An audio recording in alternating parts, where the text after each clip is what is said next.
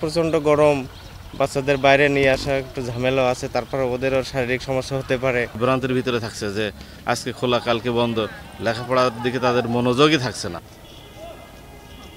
কয়েক সপ্তাহ ধরেই খরতাপে পুড়ছে দেশ, নাকাল প্রাণ প্রকৃতি।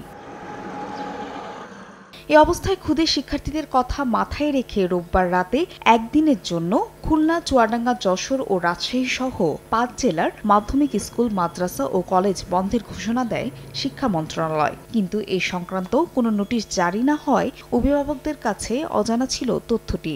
সন্তানকে নিয়ে তাই কড়া রোদ মাথায় নিয়েই বিদ্যালয়ে যান অভিভাবকরা। পরে বন্ধ দেখে ফিরে যান তারা। এ সময় অনেকেই ক্ষোভ জানান। সরকার তো ছুটি ঘোষণা করছে, কিন্তু আমাদের স্কুল থেকে কোনো নোটিশ বা কিছু দেয়নি, এজন্য স্কুলে চলে আসছে। আসলে মেসেজ বা কোনো কিছু এইভাবে আমরা সঠিকভাবে পাই না। আজকে খোলা কালকে বন্ধ, লেখাপড়ার দিকে তাদের মনোযোগই থাকছে না। নির্দিষ্ট সময় দিক যে কয়দিন হলো স্কুল বন্ধ থাকবে, তারপরে অভিভাবকদের জানাই দিক। বাচ্চাদের জন্য গরমের জন্য ভালো হয়েছে, আবার পড়াশোনার জন্য খারাপ হয়েছে। এদিকে কর্তৃপক্ষের দাবি বন্ধের কোনো সরকারি আদেশ না পাওয়ায় নোটিশ জারি করেননি তারা।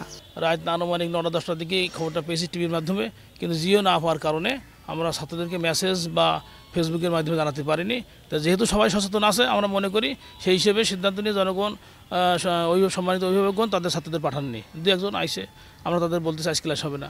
আর আগামীকাল ক্লাস হবে কিনা এই মুহূর্তে বলতে পারছি না। এছাড়া মাধ্যমিকের সঙ্গে প্রাথমিক পর্যায়ের শিক্ষা প্রতিষ্ঠানও বন্ধ করা হয়েছে। তথ্যে রাজশাহীতে শ্রেণীকক্ষে শিক্ষার্থীদের উপস্থিতি ছিল কম। ফাহরিয়া ফারজানা, সময় সংবাদ।